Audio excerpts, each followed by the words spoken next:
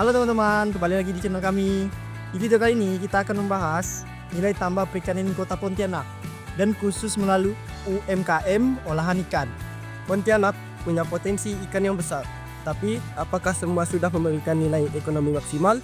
Nah, jadi tujuan dari video ini adalah menggambarkan kondisi UMKM olahan perikanan di Pontianak, menunjukkan pentingnya nilai tambah dan memberikan gambarannya nyata dari pelaku usaha langsung. Sebagai kota yang berada di jalur Sungai Kapuas dan dekat dengan wilayah pesisir, Pontianak memiliki potensi perikanan yang cukup besar. Namun, sebagian hasil perikanan masih dijual dalam bentuk ikan segar tanpa pengolahan. Akibatnya, harga ikan sangat bergantung pada musim dan kondisi pasar. Ketika pasokan melimpah, harga turun dan nilai ekonomi yang diterima oleh nelayan maupun UMKM menjadi rendah. Di sini, UMKM olahan ikan punya peran penting dalam menciptakan nilai tambah dalam produk perikanan. Beberapa fakta yang ditemukan sebagai berikut. Pertama, UMKM merupakan tulang punggung ekonomi daerah dan jumlah terus meningkat di Kota Pontianak. Dan yang kedua, bahan baku ikan di Kalimantan Barat relatif melimpah, baik dari perairan sungai maupun laut, sehingga potensinya sangat besar untuk industri pengolahan. Dan yang ketiga, produk olahan perikanan seperti kerupuk, abon, dan bakso ikan memiliki nilai jual lebih tinggi dibandingkan ikan segar. Dan yang keempat, kemasan atau packing yang baik terbukti meningkatkan daya tarik produk dan kepercayaan konsumen. Yang terakhir, pemanfaatan pasar digital dan media sosial memungkinkan UMKM menjangkau konsumen lebih luas. Tidak hanya lokal, tapi juga luar daerah. Oke, untuk melihat langsung bagaimana fakta-fakta ini terjadi di lapangan, kita akan berbincang dengan pelaku UMKM produk perikanan di Pontianak. Kalau saya jualan kuliner ini ya baru 3 tahun terakhir ini. Idenya ya kan keluarga saya kan banyak di kuliner, banyak di somai khususnya. Jadi akhirnya saya ikut juga gitu. Terus ke sini ke Pontianak ya kan nyari-nyari apa gitu kan. Di sini pas kebetulan ya somai yang dibilang somai Bandung itu kan jarang gitu kan ya. Iya.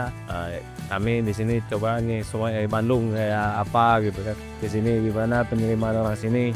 Ya ternyata alhamdulillah bagus. Ya tantangannya yaitu orang khususnya orang Pontianak ya belum yang ini belum paham ya somai Bandung itu seperti apa gitu kan ya, kecuali orang yang biasa mondar-mandir Jakarta Pontianak ya mungkin itulah apa orang Sunda apa orang Jawa udah pernah lihat kan gitu ya. Kalau di sini kan kayaknya awal tuh wah somai begitu juga gitu kan, banyak somai itu banyak gitu. Cuman kan somai yang model ya seperti saya ini di sini ya dibilang jangan juga itu. Ya penting itu sih, ya penting juga ya, apalagi kan kalau di sini kan misalnya kalau kita mayoritas di Jawa aja kan, kalau di Jawa di Jakarta gitu rata-rata kan pakai plastik gitu kan, kantong kayak biasa. Kalau di sini pakai styrofoam dan kita ngikutin. Kalau misalnya pakai plastik juga ya kayaknya nggak kurang apa ya, ngikutin daerah sini gitu. Itu mungkin pentingnya itu. Oh di sini ngikutin aja ikan daerah ya soalnya. Ya kalau saya sampai saat ini ya Hanya offline. hanya begini aja offline gitu. Berarti Bapak belum memanfaatkan sosial media ya? Dulu paling ya posting dikit-dikit lah di Facebook apa gitu kan, Instagram paling cuman sekali-kali ya kesini ya enggak gitu doang. Yang biasa aja begini offline aja gitu banyakannya. Yo.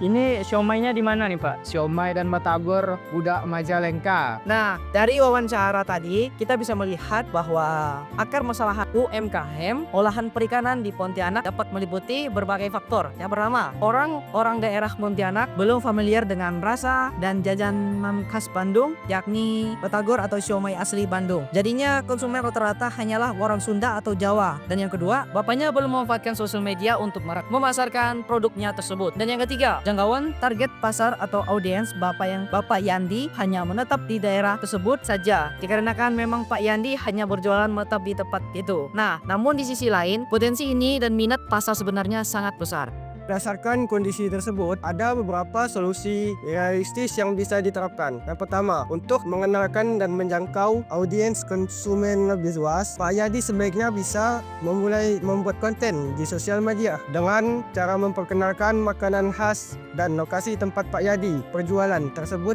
di sosial media. Dengan begitu, maka orang-orang akan lebih mengenal dan tahu lokasi Pak Yadi berjualan. Yang kedua, Pak Yadi juga bisa memulai mempelajari dan memahami cara pemanfaatan sosial media dengan menonton tutorial YouTube atau mengikuti webinar atau seminar tentang pemanfaatan sosial media untuk UMKM. Oke, dari video ini kita bisa menyimpulkan bahwa nilai tambah perikanan di Pontianak sangat bergantung pada peran UMKM olahan seperti batagor dan somai, terutama dalam pengolahan, packing, dan akses pasar digital. Dan terima kasih kepada narasumber yang sudah berbagi pengalaman. Semoga video ini bisa menjadi inspirasi bagi pelaku UMKM lain dan masyarakat luasnya. Sekian, terima kasih.